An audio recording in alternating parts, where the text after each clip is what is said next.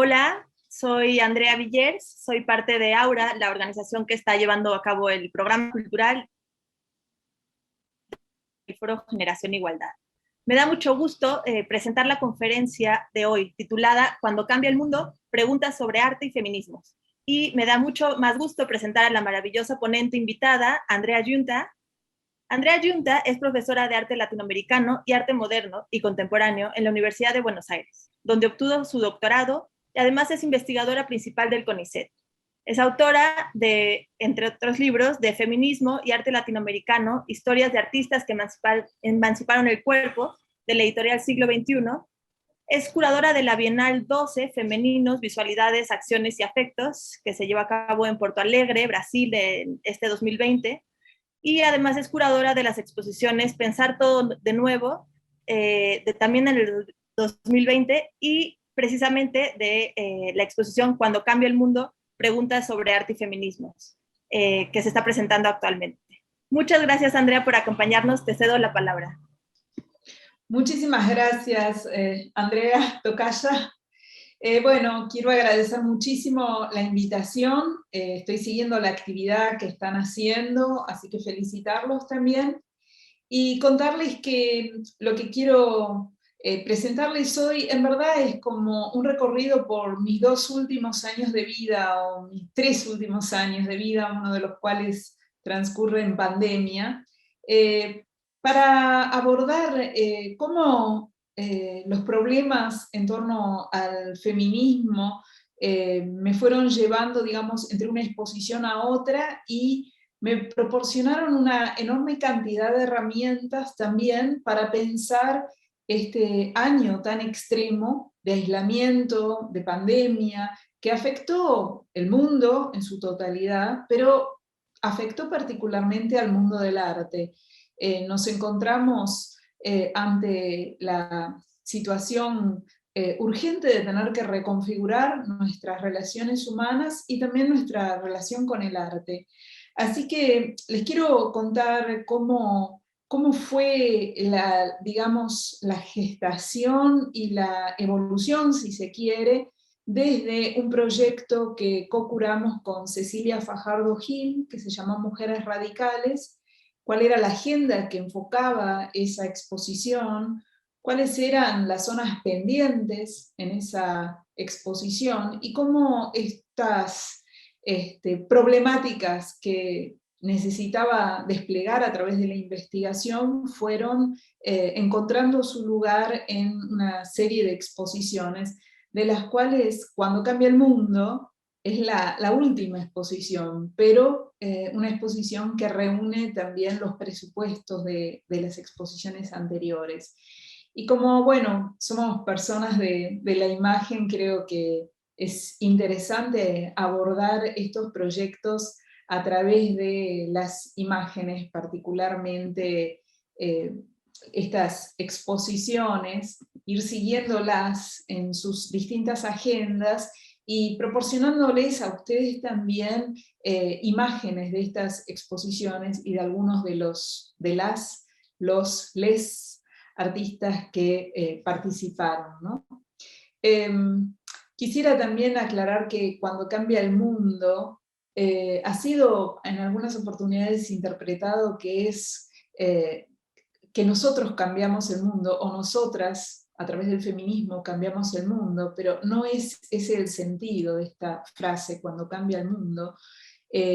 Remite a la situación, digamos, involuntaria, ajena a las agendas del activismo, de cambiar el mundo, porque el mundo cambió, y frente a ese cambio que se produce en el mundo, mi propuesta o la mirada o aquello que surgió con urgencia fue abordar obras que no se habían hecho en función de ese cambio del mundo, pero que nos permitían pensarlo. Y las exposiciones que voy a recorrer son estas 4. Fíjense que Radical Women, que es una exposición en la que trabajamos desde el año 2010 en un proyecto de investigación hiper intenso hasta el 2017, cuando se abrió en el Hammer Museum en Los Ángeles, y luego la Bienal, la exhibición que abrió en la Galería Rolf Art de Buenos Aires, pero que este año, ahora en julio, va a abrir en la Fundación Van Gogh en Arles, en el contexto del Festival Internacional de Fotografía. Y Cuando cambia el mundo es la exposición que está actualmente instalada en el Centro Cultural Kirchner. Las fechas son importantes porque estaba a punto de salir para la última apertura de Mujeres Radicales en la Pinacoteca de San Pablo, cuando desde la Bienal del Mercosur me invitaron a presentar un proyecto para una bienal que querían que se centrara en el arte de las artistas mujeres. O sea que un proyecto se enganchó completamente con el otro. Esta es una gráfica que tuve que elaborar, o que tuve la necesidad de elaborar con un grupo de estudiantes graduados de la Universidad de Texas, donde estaba enseñando en 2011, ante las múltiples objeciones que surgieron sobre la decisión de hacer una exhibición sobre artistas mujeres en América Latina.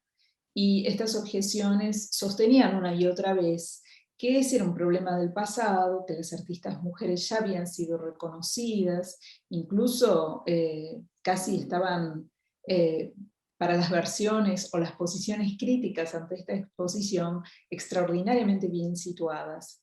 Entonces, en el seminario hicimos un trabajo de análisis de catálogos de exposiciones de arte latinoamericano desde el 2000 hasta el 2010, y estos fueron los porcentajes que arrojaron estos catálogos. La representación de artistas mujeres latinoamericanas era del 16%.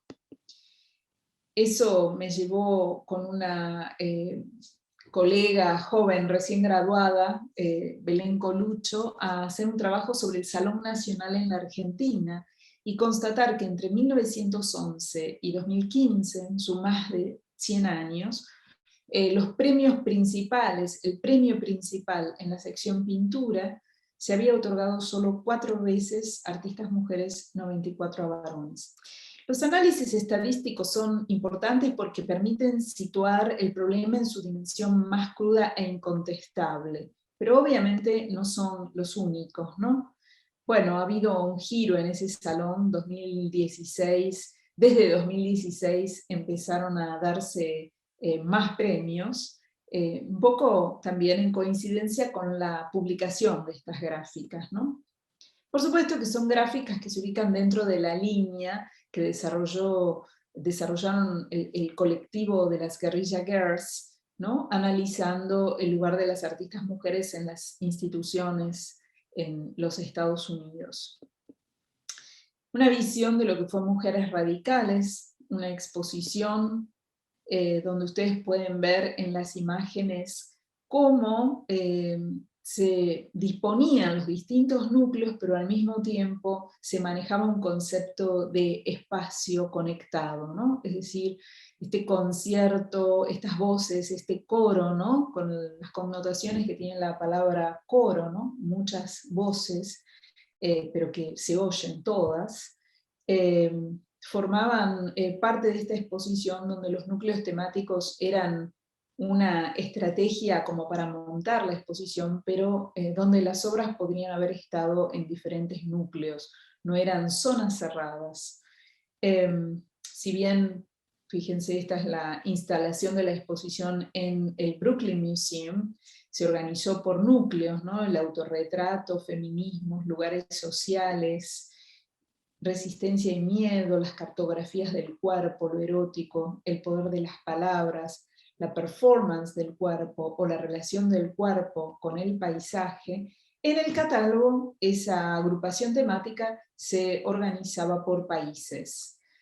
Animó a este proyecto una voluntad profundamente pedagógica y de apertura de archivos. Una de las objeciones hacia la exposición, que era absolutamente obvia, era, bueno, ¿por qué en un momento en el que se están discutiendo los binarismos, se están discutiendo las identidades sexuales asignadas, nosotras hacíamos una exposición de artistas mujeres? Bueno, Es una respuesta que no puede satisfacer toda la problematicidad que la pregunta implica, pero considerábamos necesario hacer una exposición de quienes se autorrepresentaban o eran representadas socialmente como mujeres y además jurídicamente como mujeres en una revisión histórica, en una investigación histórica entre 1960 y 1985. Sin embargo, analizada desde perspectivas interseccionales, la exposición resulta aún más allá de los binarismos.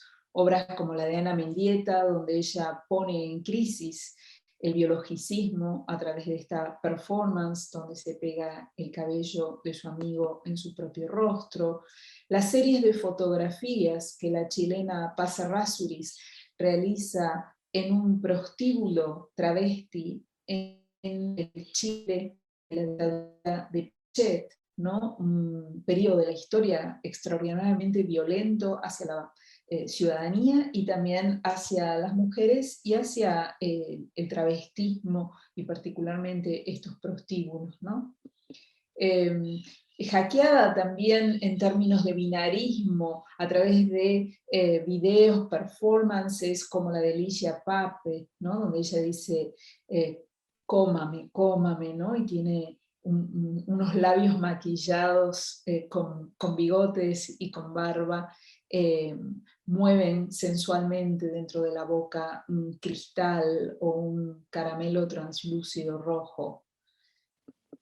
O la performance de Maris Bustamante y Mónica Mayer, ¿no? Madre por un día, donde ellas ironizan y al mismo tiempo llevan adelante esta performance que daría la posibilidad de convertirse a través de una prótesis en Madre por un día. Es una performance que realizan en la televisión. Y bueno, y también obras como la performance de Maris Bustamante, El pene como instrumento de trabajo, que también, como aparece en muchas de las artistas de esos años, la problematización de las taxonomías, patologías y clasificaciones provenientes del psicoanálisis, ¿no? Tanto freudiano como podemos pensar también lacaniano en los diagramas de Ana María Maiolino.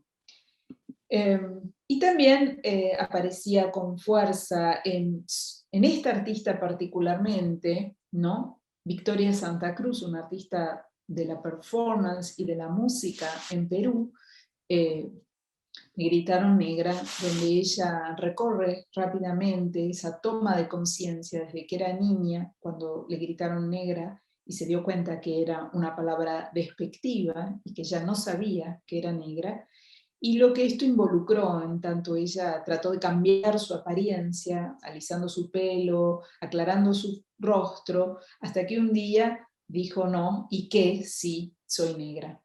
Entonces esta pieza, breve pieza, que estaba al comienzo de la exposición, provocaba algo que para nosotros era muy importante y que también aparece en los otros proyectos, que es este contacto afectivo, ¿no? Esta interpelación al público, esta propuesta también de transformarse rápidamente a través del acompañamiento, ¿no? De la performance, de este proceso de transformación que involucra la performance, en términos de empatía, de identificación con aquello que nos narra Victoria Santa Cruz. Y el tema de lo negro, de la raza, aparecía tangencialmente en otras obras, pero era, tanto para Cecilia como para mí, un tema pendiente. Procesos de empatía también hacia lo indígena, como en el caso de las fotografías de Claudia Andújar, de los indígenas Yanomami en Brasil, ¿no? Donde ella participa de este proceso de vacunación sanitario de la comunidad Yanomami y realiza estas fotografías que estaban originariamente insertas en estas fichas de vacunación y de análisis del estado de salud de cada una de estas personas, y que se convierten, una vez que saltan de la ficha hacia el gran tamaño, en imágenes profundamente interpeladoras. Esta obra era bastante interesante para mí porque daba cabida a lo que entendí como, digamos, involucramiento desde la empatía, ¿no? De determinados artistas que se salen de su entorno para ir hacia otros grupos sociales. Pienso que Paz Errázuriz es una artista, también una fotógrafa completamente involucrada con esos procesos, ¿no? Paz Errázuriz, que no solo fotografía el prostíbulo travesti, sino que también fotografía el amor y los afectos en el neuropsiquiátrico, en una serie que se llama El infarto del alma. Entonces, cómo estos procesos de empatía son la manera en el que aparecen representadas en esos años otras formas de experimentar el mundo, otras formas de representación a través de estos artistas que de alguna vez se salen para ir a investigar y a entrar en contacto con otras comunidades. Como podrán notar, para mí fue una cuestión pendiente el hecho de que entre los años 60 y los años 80 el arte latinoamericano no diese cabida a la comunidad negra. Fueron muy pocas las artistas que en el proceso posterior de investigación fui encontrando. En Brasil particularmente, ¿no? Pienso eh, que hay algún caso, ¿no? Como, eh, bueno, no, que podría citarse, pero en términos generales el arte brasileño también, realizado por las mujeres, es sumamente blanco. Para mí era problemático como curadora ser artífice de estos procesos de empatía, es decir, de yo estar identificando, seleccionando artistas afro-latinoamericanos, que fue en esta bienal uno de los objetivos principales, ¿no? Es decir, qué arte ya ahora fuera de la cronología, ya ahora fuera de la problemática específica de mujeres radicales, se estaba realizando.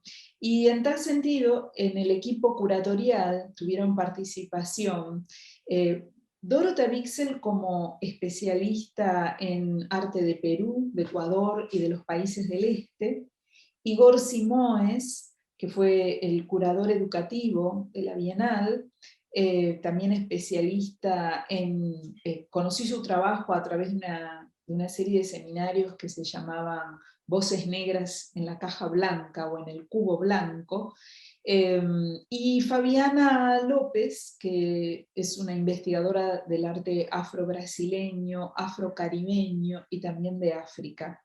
Es decir, fue muy importante que aquello que me preocupaba particularmente fuese seleccionado por personas especialistas en áreas que para mí no eran suficientemente conocidas.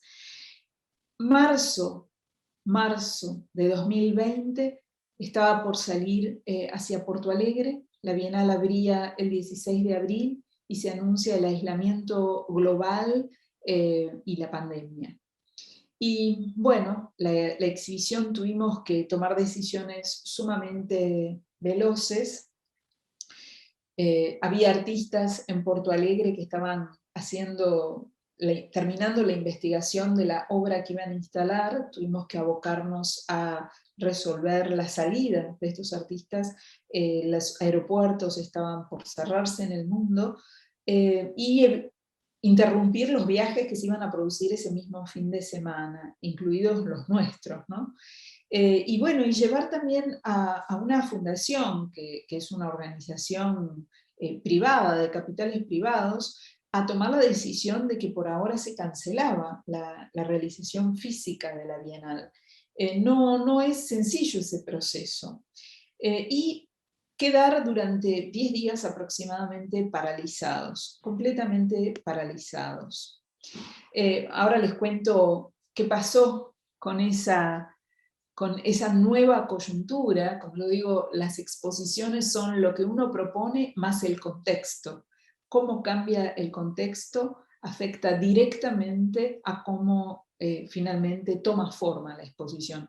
En ese sentido, me faltó mencionar que si bien Mujeres Radicales era en un sentido objetada por la inteligencia curatorial latinoamericana, en el momento en que la exposición abrió fue cuando Trump llegó al poder, y una exposición de artistas mujeres en confrontación con la misoginia que comenzaba a articularse desde Washington, fue entendida como una exposición oposicional y radical, y se produjo un proceso de identificación notable que hizo que una exposición que nosotras imaginábamos que podía llegar a ser objetada fuese absolutamente celebrada, ¿no?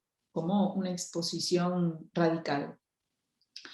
Algo semejante pasó con la Bienal.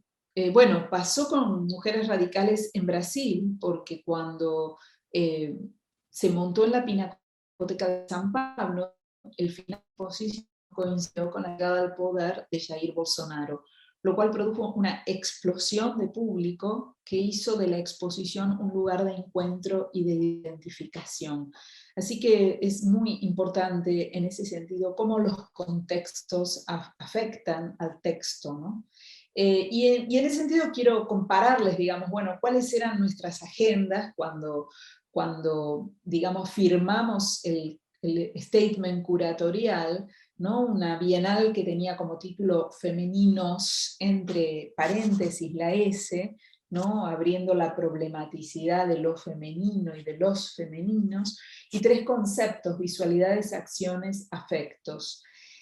Una exposición donde una bienal en la que era parte de mi preocupación central hacer de la Bienal un espacio de conocimiento de las estéticas afro-latinoamericanas, pero también se nos planteó al interior del equipo curatorial la importancia de que esa diversidad, ¿no? De que esa participación de la sociedad en un sentido amplio se produjese desde el concepto de diferencia, entendido como multiplicidad y no como separación, tal como lo propone en un texto de 2016 Denise Ferreira da Silva.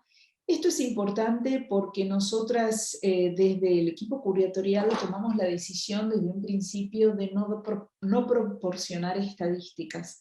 A la prensa le gustan las estadísticas: cuántos de este grupo, cuántos del otro grupo, cuántas mujeres, cuántos varones, cuántos gays, es decir, y para nosotros proporcionar estadísticas era ser cómplices en un sentido de un concepto de diversidad que se expresa de todos modos a través de la separación, de la clasificación, ¿no? Entonces, para nosotros era muy importante que estuvieran, pero evitando decir esto es esto, esto es lo otro.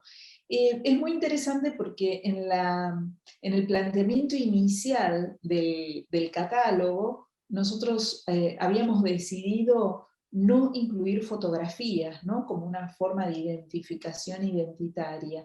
Sin embargo, luego cuando pasamos de la Bienal física a la Bienal digital, necesitamos de alguna manera poner las fotografías, porque las fotografías eran la presencia de las personas, ¿no? Aquello con los que habíamos perdido con la Bienal digital, era como traer esa presencia física.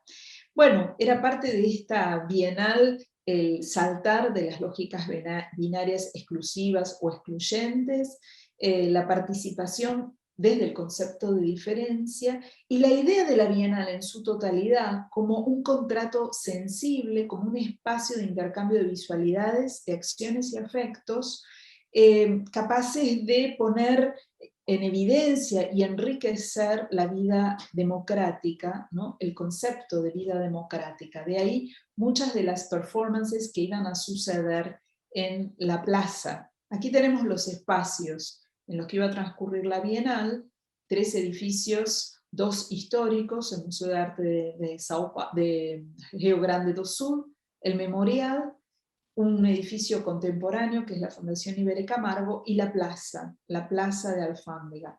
Una ciudad vinculada al agua, Puerto Alegre, que cuando nosotros lo vemos en términos geográficos, que son también geopolíticos, vemos la relación con el Atlántico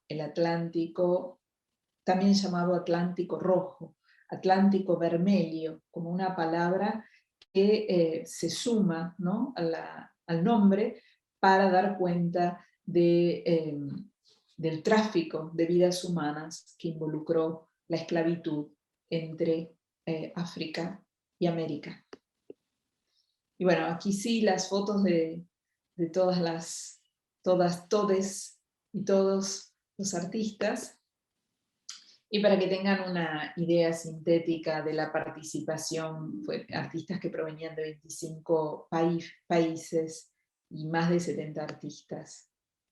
Estábamos en esta situación, con todos los diseños de la arquitecta, ubicando las obras en las paredes, hasta tal punto que yo tengo la sensación de que en la física sí sucedió, no que no sucedió, como si yo hubiese caminado por estos espacios. Pero llegó el aislamiento y pasados 10 días mandé una carta a todos los artistas de la Bienal. Piensen que yo no había estado en contacto con todos los artistas.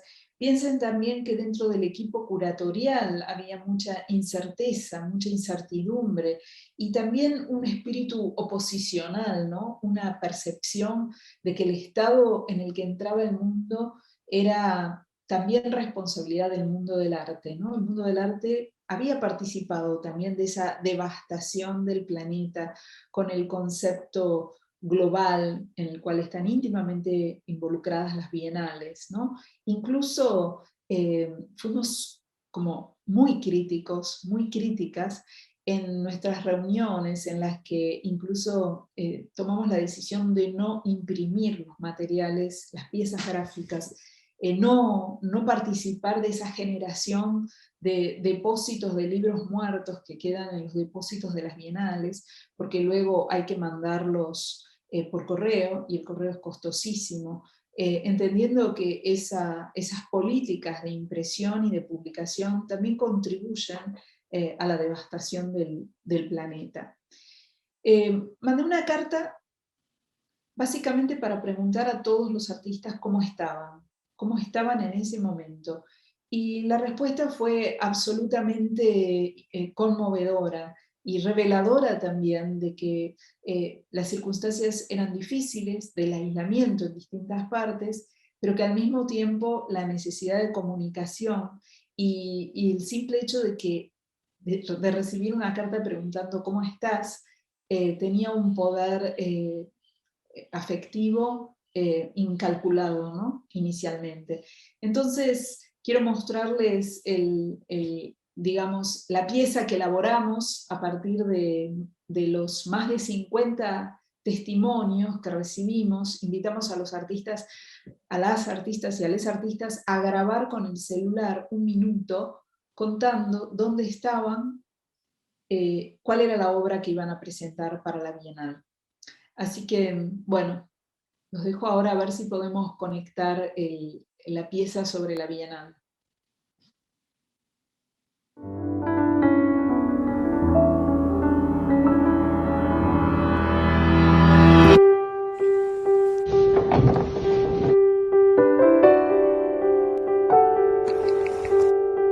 Hola a todos. Hola. Hola. Hi. Mi nombre es Jessica Cairé. Meu nome é Juliana dos Santos. Maru Santis, de México. Sou artista visual. Boliviana. Colombiana y vivo en Bogotá. Tengo 28 años. Activista y mamá. Ahora estoy en mi casa en Buenos Aires cumpliendo la cuarentena. Estamos en casa ya hace 5 semanas. Hace 20 días que no voy a mi estudio y... Eu vivo, eu penso, eu respiro arte.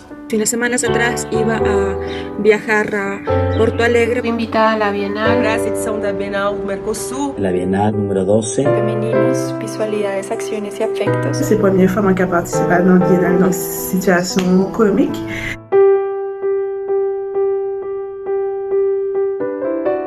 150 retratos. Camisolas, bordados. Como dibujar en el espacio. Trabalho a vídeo. Fotografía. Roupas. Son piezas muy emotivas. ¿Qué es ser mulher negra numa sociedade? ¿Qué cultura, qué sociedad estamos proyectando? Para seguir construyendo esta idea de un mundo ideal donde habitar. After the lockdown is finished, we'll be free to meet. Com fuerza el afecto por los otros y las otras. Eu não vejo a hora de ver as pessoas. Un abrazo. Un abrazo. Saúde. Carla de Soleil. E é isso.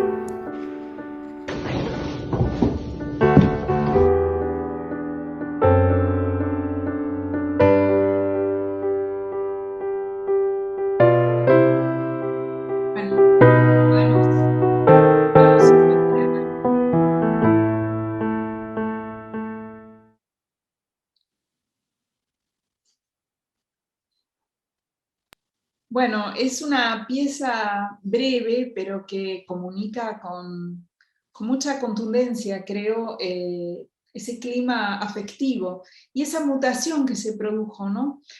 Porque si decisiones quizás eran los términos centrales, incluso femeninos, en el nuevo contexto, es decir, en este cambiante contexto de la Bienal, el término central pasó a ser afectos. La palabra, digamos, que tomó centralidad absoluta, ¿no?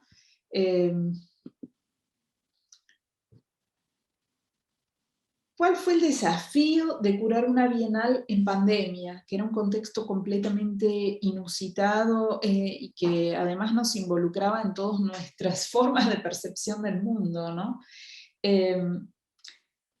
Además de afectos, desde el rol, digamos, o del lugar de curadora general de la Bienal, la palabra cuidados tomó un lugar central.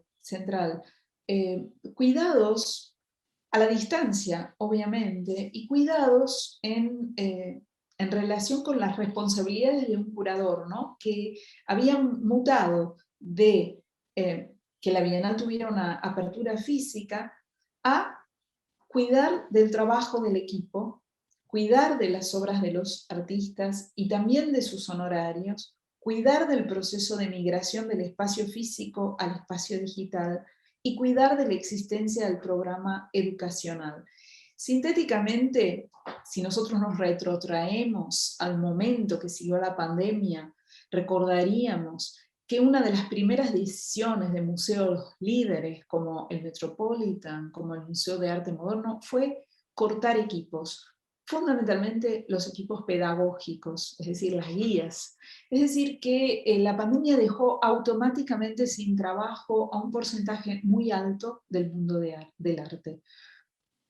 Para mí fue fundamental articular un proyecto que permitiese también, además de explorar esta nueva coyuntura, mantener el trabajo de un equipo de producción y también cuidar de los artistas y de las artistas en términos de preocuparse por cuáles eran sus necesidades, ¿no? Es decir, preocuparse porque el contrato de la Bienal se cumpliese en términos de pago de su fee o de sus honorarios, aun cuando la exposición no existiese físicamente. Y podrán imaginar que no es sencillo convencer o digamos, argumentar ante una agrupación, una fundación, una institución privada, que todos estos contratos se efectivicen si no se realiza la exposición física. Y también, bueno, el proceso de migración del espacio físico a las pantallas, es decir, hacerse millones de preguntas, trabajar con nuevos equipos técnicos para ver qué era lo específico y en qué medida podíamos atender a lo específico en este proceso de migración. Y fundamentalmente el proyecto educativo. Es decir, para mí fue sumamente importante pensar que en ese momento precisábamos más que nunca el arte y más que nunca la educación.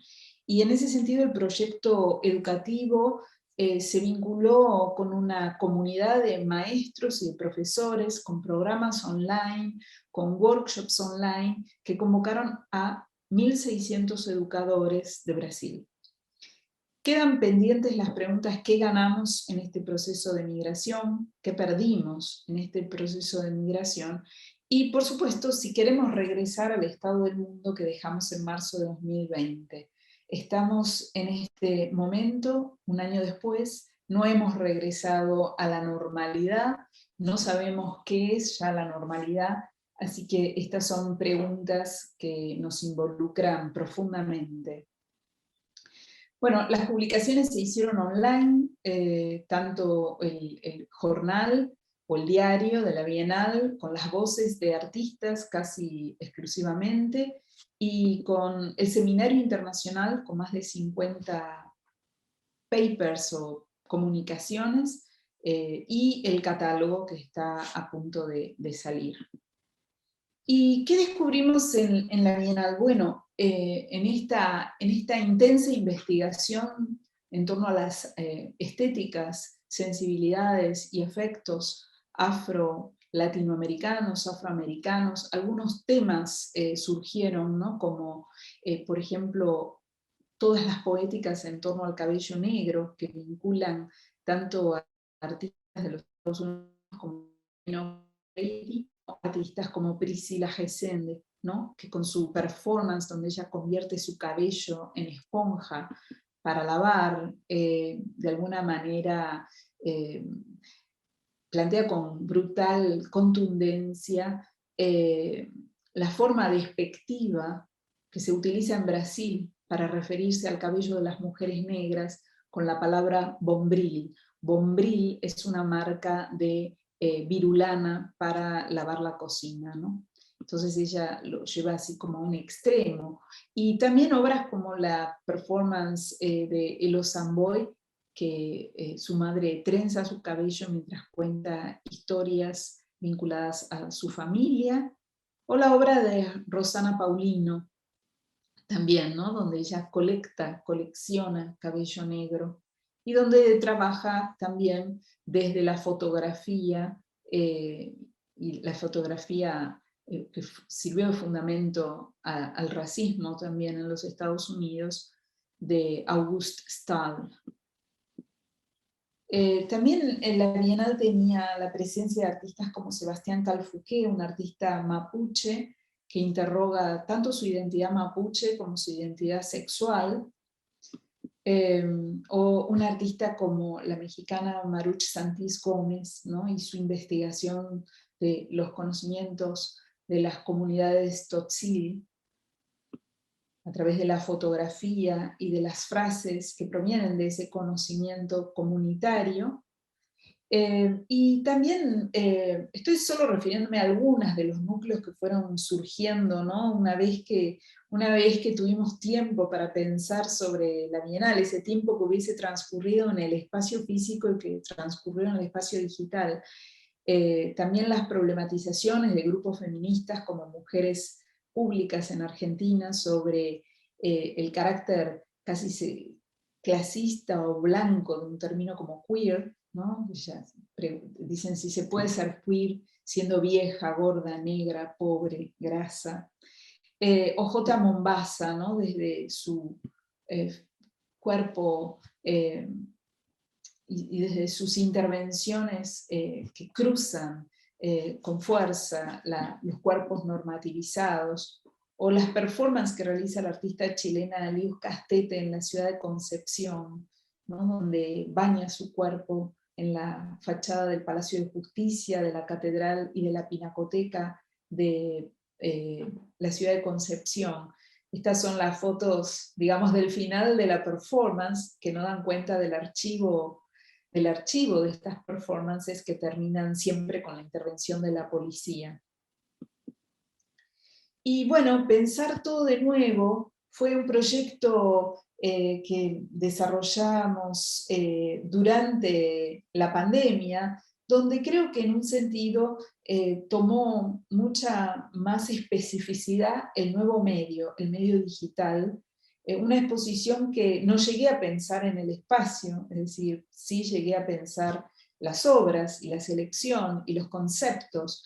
Pensar todo de nuevo era el subtítulo de esta exposición. Era una exposición que iba a tener un título más obviamente vinculado al feminismo, pero ya en ese momento para mí era completamente claro, después de la experiencia de la Bienal de Mujeres Radicales, hasta qué punto el feminismo había nutrido la biblioteca más intensa y compleja de los últimos 5 años, hasta qué punto el feminismo había pensado la economía, la política, la sociología, había bibliotecas, una teoría específica, y hasta qué punto el feminismo proponía pensar todo de nuevo, repensar el mundo, pensar todo nuevo también como una crítica profunda al capitalismo global, a ese capitalismo extractivista que también es parte de la situación en la que nos encontramos inmersos en este momento. Ese pensar todo de nuevo desde el feminismo. Algunas de las obras de Graciela Sacco, Liliana Maresca, presentes en la exposición, la performance de Ankea Sef, donde ella está parada, sola, en el medio de una de las calles más transitadas de Buenos Aires, la calle Florida, y la multitud, la masa, ¿no? Esas gramáticas que Elías Canetti analizó libros sobre la masa, pasan al lado de ella sin siquiera percibirla. Y agregar que hoy en día esta calle es una calle absolutamente vacía, con todos los negocios cerrados. Ejemplo perfecto de la mutación que se ha producido en las ciudades, ¿no? Donde las zonas corporativas y comerciales se han convertido en zonas vacías, despobladas, de negocios cerrados, instalando con fuerza la pregunta de, bueno, ¿hacia dónde van las ciudades en esta post-pandemia que no es post, sino que es todavía pandemia, en sus nuevas olas? Y la obra también de Florencia Levy es una documentación que ella realiza en China, en una ciudad que tiene un lago que es un lago completamente contaminado y lleno de contaminantes, interrogando eso precisamente, ¿no? El estado del mundo, una obra de 2017. Entonces en esta exposición ya claramente la pregunta era ¿qué claves, qué condensaciones de las experiencias del mundo nos proporcionan estas obras para pensar este presente, este nuevo contexto de pandemia? Artistas que estaban en la Bienal, como Joely Minaya de República Dominicana, estuvieron en esta exposición y de alguna manera trayendo también a Buenos Aires, una ciudad que se autorrepresenta como descendiente de los barcos, ¿no? Como descendiente de Europa, introducir obras que reflexionan profundamente y poéticamente sobre la diáspora africana. Como Aline Mota dice en este video, que registra su viaje a Nigeria, preguntándose por el lugar de donde proviene su familia, cuya abuela y bisabuela, su bisabuela era esclava, preguntándose ella, que es hija de madre negra y de padre blanco, cómo es socialmente vista, ¿no? Blanca en Nigeria, negra en San Pablo. Cuando cambia el mundo fue la exposición, digamos, es una nueva frase para referirse a lo mismo, ¿no? Aquello que en la Bienal, en el contexto de la pandemia, mutó en afectos, y que en pensar todo de nuevo focalizó cuáles eran los instrumentos que el feminismo nos brindaba para pensar ese nuevo contexto de aislamiento, donde lo doméstico y el cuidado, dos palabras muy importantes en las problematizaciones contemporáneas del feminismo, tomaban una dimensión nueva y central, y se convertían en herramientas, en instrumentos de reflexión, en conceptos, en metodologías también, ¿no? Cuando cambia el mundo, Pregunta sobre Artes y Feminismo fue la posibilidad de instalar en forma completa la obra de 5 artistas que estaban en la Bienal, y que pudimos instalar con obras distintas o con la misma obra que iba a ir en la Bienal de manera completa. Sebastián Calfuqueo, con obras también nuevas donde cruza su propio desnudo, citando un desnudo de una mujer indígena y un desnudo erótico europeo del siglo XIX, a través de su propio desnudo. La presentación de la obra de Esther Ferrer en Buenos Aires, que en la Bienal iba a estar presente, pero que no con estas obras, instalamos su autorretrato en el tiempo en su versión más completa, ¿no? Estas obras que ella trabaja a partir de su propio retrato que realiza desde 1983 hasta 2019, instalando un problema bien importante, porque se habla muchas veces de los feminismos artísticos como centrados en el propio cuerpo, en el propio retrato, como un ejercicio en forma despectiva y patriarcal denominado narcisismo, y que en verdad tiene que ver no solo con la exploración de una política del cuerpo, con el giro desde aquella mirada externa que Laura Mulvey caracterizó también, ese ojo externo, fijo y patriarcal, que abordó la representación de la mujer, del cuerpo femenino, en este caso girando, ¿no?, el ojo, como se pudo ver en Mujeres Radicales con tanta claridad, ese giro de la mirada, ¿no?, ese tomar la cámara, colocaba el cuerpo como un campo de exploración y de emancipación. Y también es muy poderosa en la obra de Esther Ferrer el concepto jurídico, ¿no?, esa disposición, esa posibilidad de disponer durante todos estos años de su retrato, algo que no hubiese probablemente podido realizar si hubiese dependido del retrato de otro. Es decir, el propio cuerpo y el propio rostro es el territorio jurídico autónomo sobre el cual podemos trabajar a lo largo del tiempo y acerca del cual no hay que pedir permiso.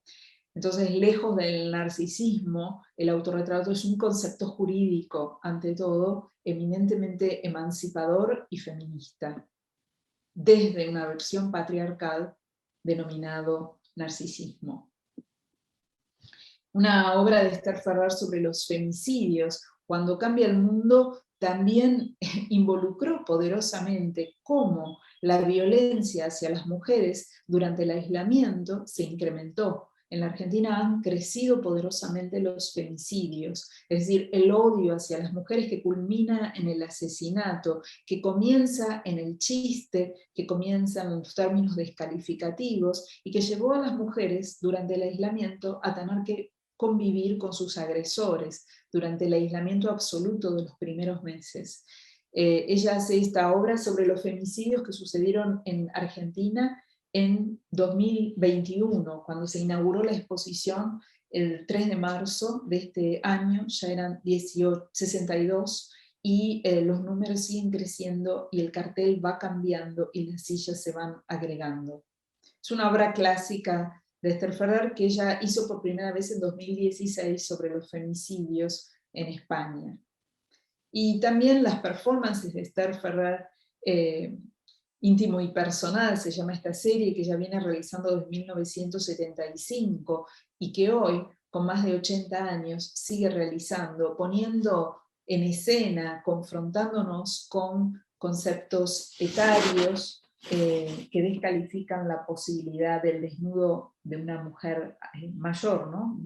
Un adulto mayor, donde ella se mide a sí misma y mide a otros. Y también la instalación de la obra de Pau Delgado Iglesias, Estar igual que el resto, donde investiga la representación de los afectos, del deseo por el otro, de los gustos sexuales, si se quiere, entre ciegos de nacimiento, de personas que nunca vieron. Un proyecto de investigación que realizó en distintas ciudades de Europa y de América Latina, y que se presenta en esta versión, donde hay que de alguna manera convertirse uno mismo en ciego.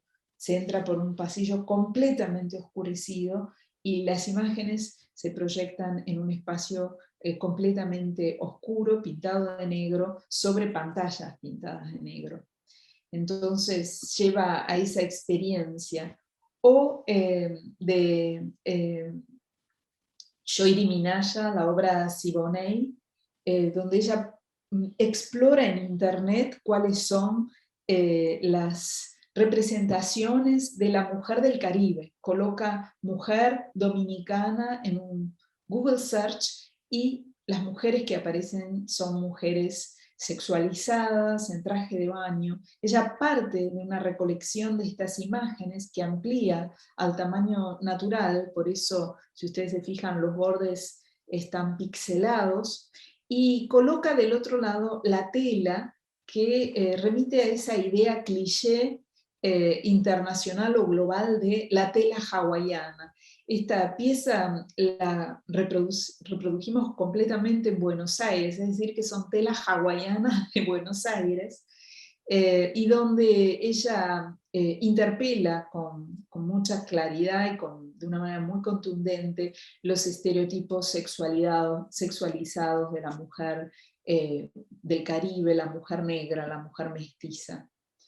Y la instalación completa de la trilogía de Aline Mota, que en la Bienal solo íbamos a presentar otros fundamentos, y aquí pudimos presentar la trilogía completa de este viaje en el cual ella investiga raíces, investiga también la historia familiar, investiga a través de los periódicos de la violación de su bisabuela cuando era esclava, y digamos la relación entre esa violencia, ¿no? Esa violencia del tránsito forzoso, esa violencia también sexual, ¿no?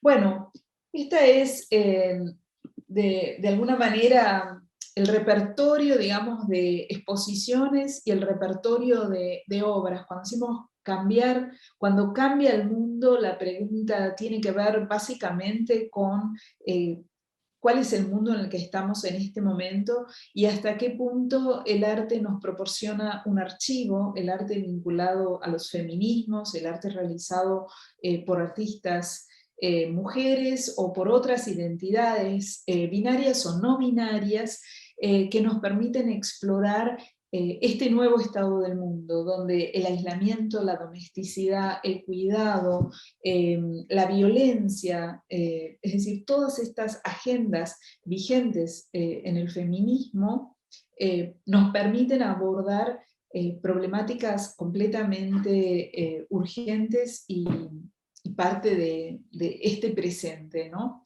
Yo quería presentarles estos materiales, estas exposiciones, estos conceptos, estas estrategias curatoriales desde la certeza completa respecto de que el arte reúne un caudal de estrategias para pensar el presente, de formas, de conceptos elaborados a través de esas formas, en las cuales el feminismo, junto con las estructuras formales y los conceptos involucrados en esas obras, son de una absoluta actualidad y, digamos, de alguna manera, crisálidas y cristales en los cuales se anudan las problemáticas que estamos viviendo y la pregunta en torno a cómo se configuran nuestras afectividades en este presente extremo.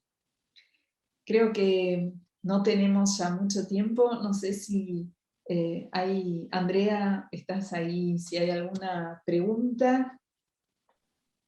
Muchas gracias, Andrea. Ha sido genial tu ponencia. No tenemos más tiempo para preguntas, nos quedamos con tu propuesta. Pensemos todo de nuevo desde los feminismos, por favor, hagámoslo. Muchas gracias. Gracias a todas también las personas que están viendo esta conferencia. Muchísimas gracias a todos, cuídense, estemos seguros y pensando también en la relevancia y la urgencia de lo que hacemos, ¿no? De seguir pensando y pensando a través de los conceptos que nos permite elaborar el arte.